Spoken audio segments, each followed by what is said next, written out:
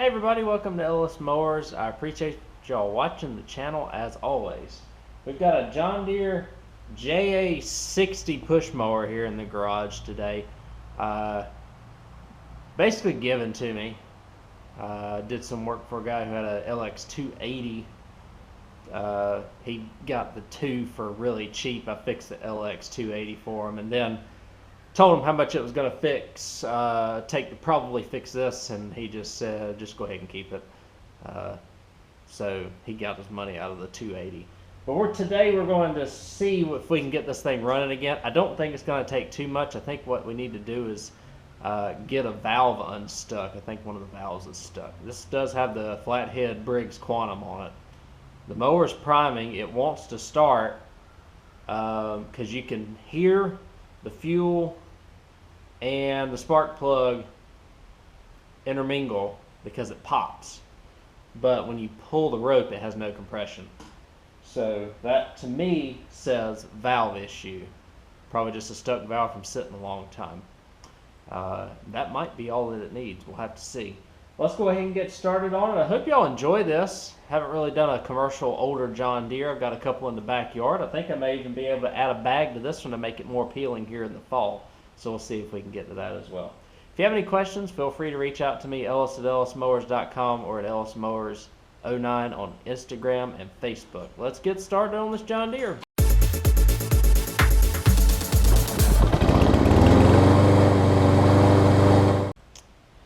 Alright guys, it is the JA60. Came here from locally, just the next town over, E&E Farm Equipment in Henderson. They have since been bought out by Quality Equipment, which basically owns everything in North Carolina now. Model number is right there. You got the JA60, your product identification number. And then we have our Briggs. This is probably like a 2000 or so model. Got our throttle cable and stuff. I don't know if I can see up underneath. Yeah, 2000 it looks like. 2000 July something or another. I bet these are stripped because these bolts right here have got washers on them. This right here is loose. Let's look under it. The blade appears to be in good condition. Still got the paint on it, the green paint, even though it's probably been sitting a little bit of time. Like I said, I think I have a bagger. I've got some lubricant on the wheels. The cables seem to work. This is not a self-propelled push mower. This is just a regular push mower. Still should bring some decent money though. Oil is maybe a little bit overfilled, but the name of the game is the head. So to get the head off, we can take these screws off here. You don't really have to do a lot to get there. So the screws, we do need to put a pull rope on it as well, because this pull rope is really, really short. So we'll do that. Basically all we need to do at this point is you can drop this without having to take this pull rope cover off, but we'll go ahead and take these two bolts off. These are 7/16. No, I think they're halves. You don't even have to take the spark plug off if you don't want to. Get that little 5/16 off there. I believe these are halves. We'll zip this thing off, look inside it, and probably see a stuck valve. Alright guys, of course, no easy job doesn't go without a hard part to it. Bolt broke off for the head. Sometimes I can get away with just having a few head bolts or missing one. We'll see. If not, I mean, I'm kind of screwed. It'll leak oil a little bit, but this intake valve is out. So, ooh, it's not going to run obviously, but what I did is I took the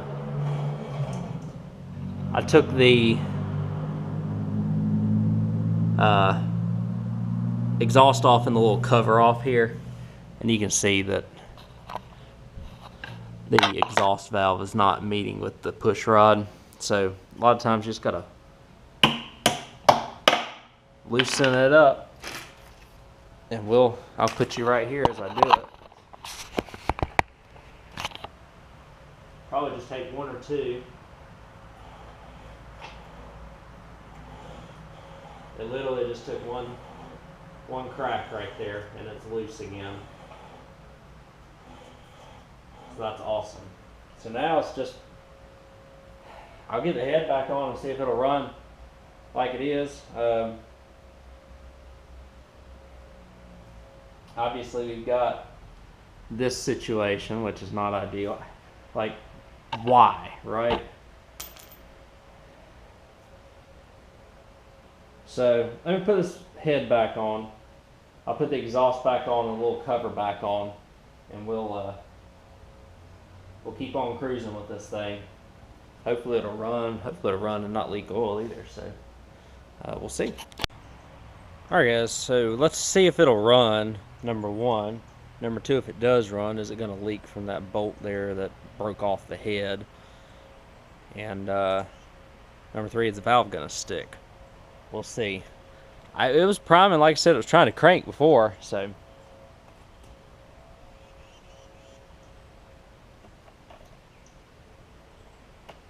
Let's see.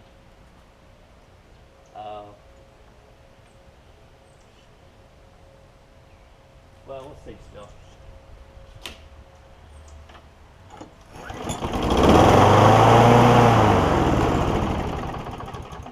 Okay.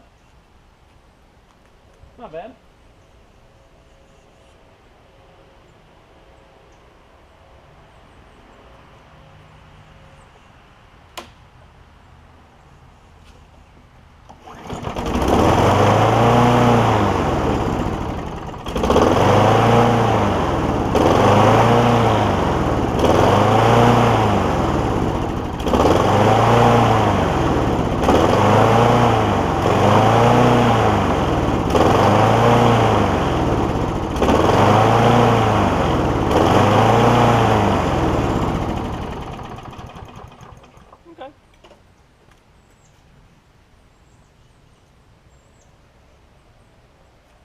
I think we're going to get lucky with that head bolt. Sometimes you get lucky, sometimes you don't.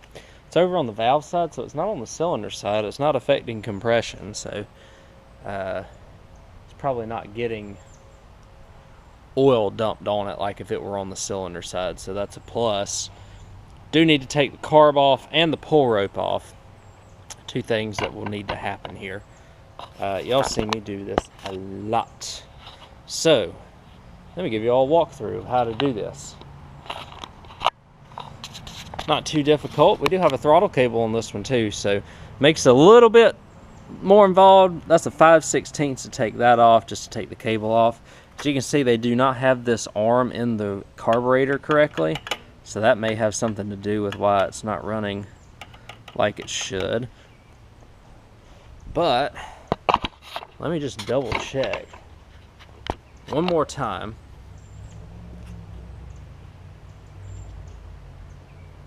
Yeah, primer bulb's really slow to return. We got a crack in the tank right there too.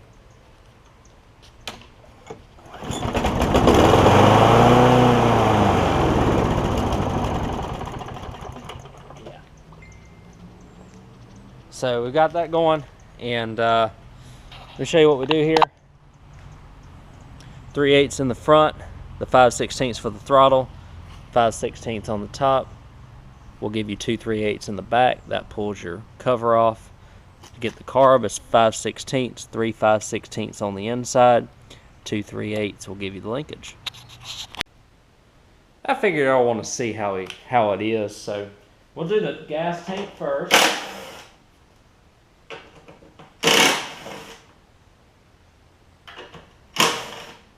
Okay.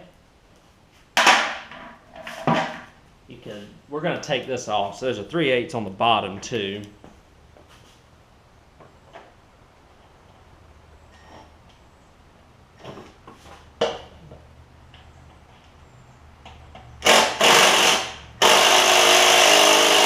Really? There we go.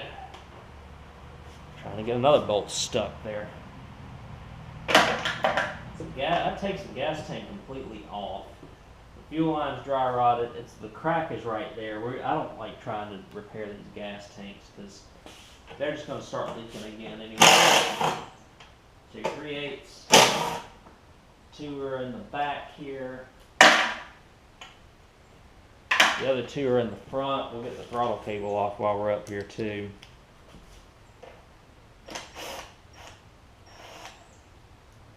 We'll put that back on here in a minute.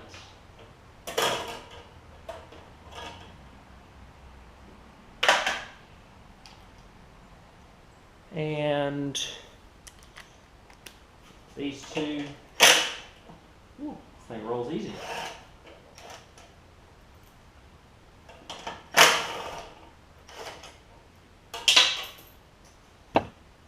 Alright, that should take this off.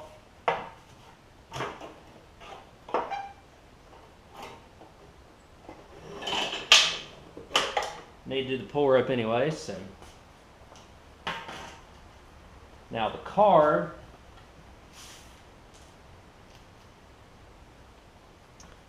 a couple of 5/16 air filter will be replaced.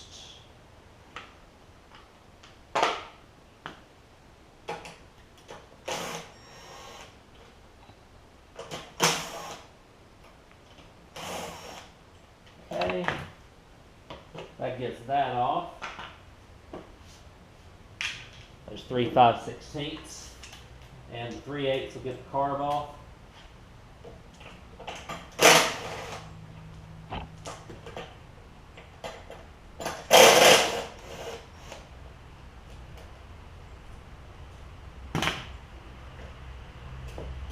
Get the linkage off that they put on incorrectly. Now we've got the whole carb and fuel line coming off here, and fuel tank. So it's weeping out the weep hole there. So let me get it out here, but you can see 3 minutes we got everything off here. So real quick carb situation, there was some sort of weird gasket above the gasket that was in good shape still, so I'm not sure about that, but jet looks clean.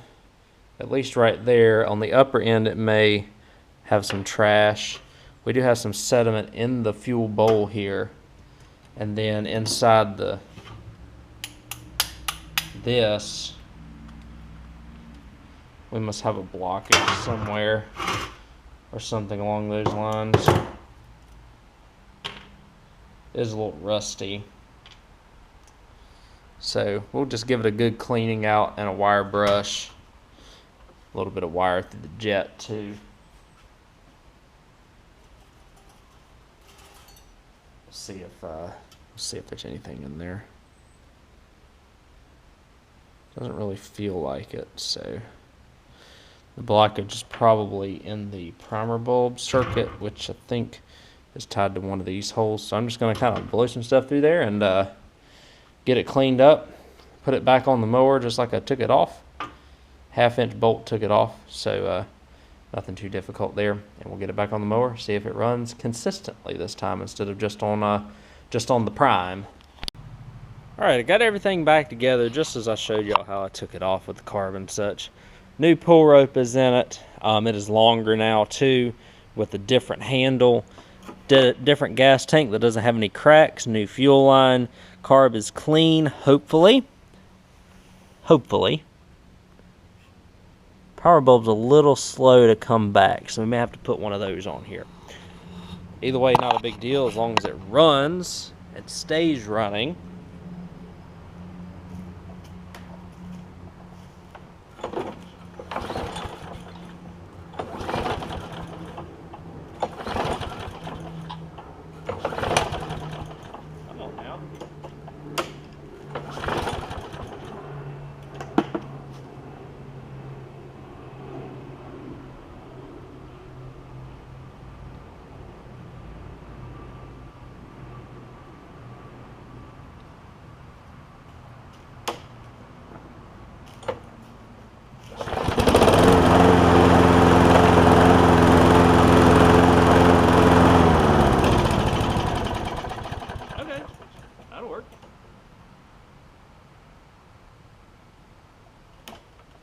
little bit more throttle here.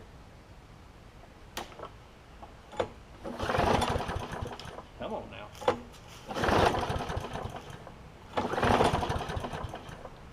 Let's do it.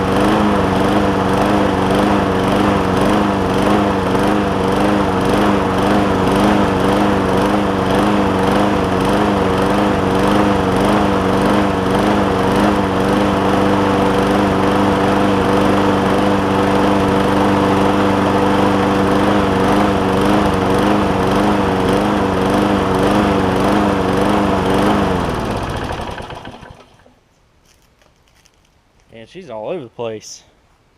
Put an air filter on it. Where's that air filter at? Air filter.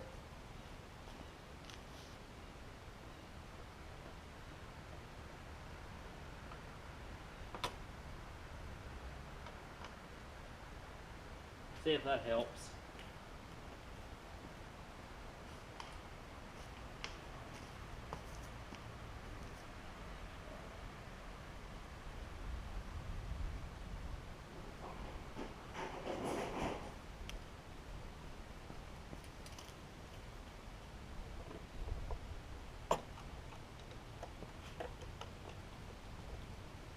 Probably not, but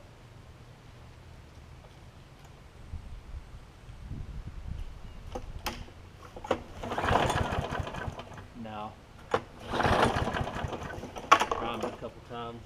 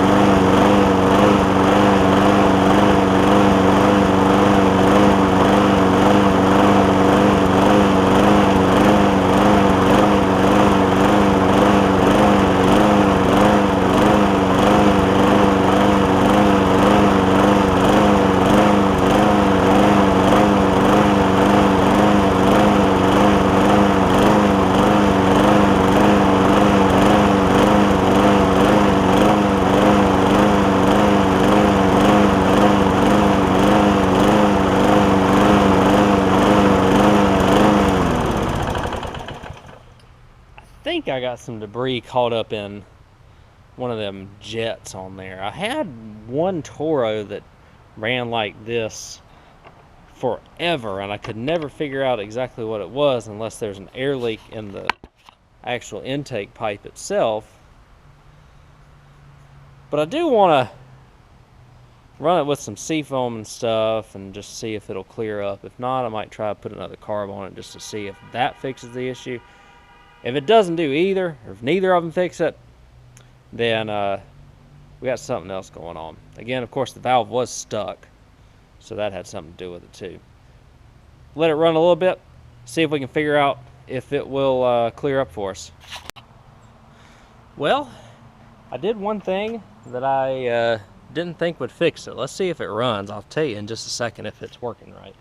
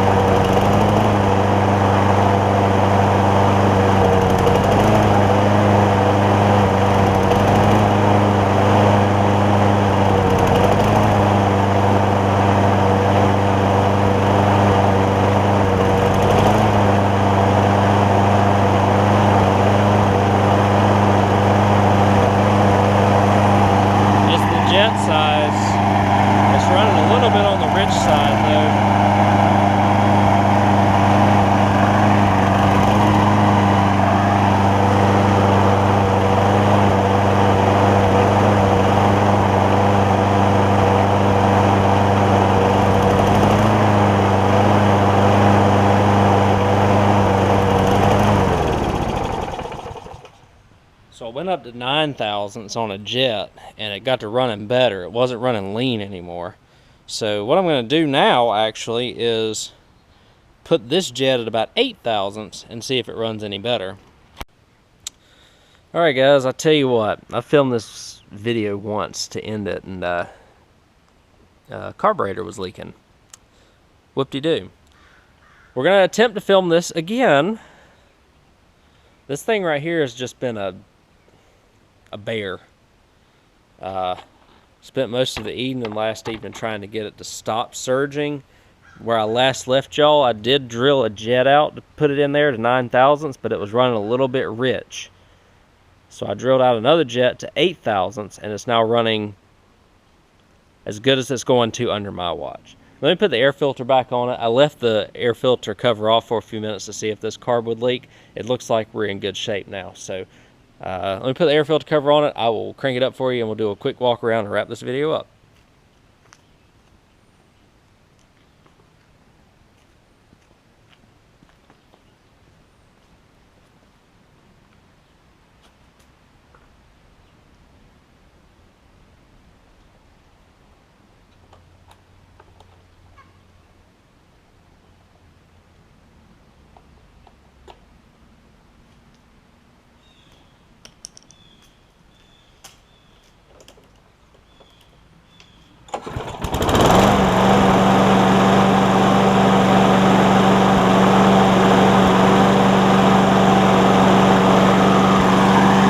Just for reference, this is the original carburetor back on it with a different jet.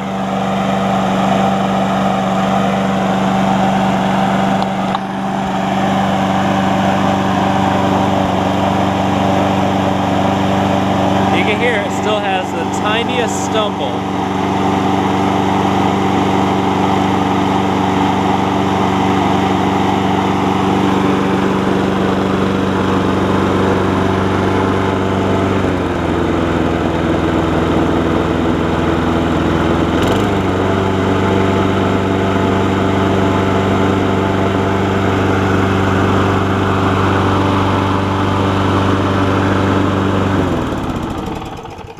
And it cleaned up nicely too. So like I said, we'll wrap this video up now that I believe I have a good working unit. One thing that you see that I have added was a bag. I had one for one of the gray Kawasaki John Deere push mowers I had back there, and I had put it away.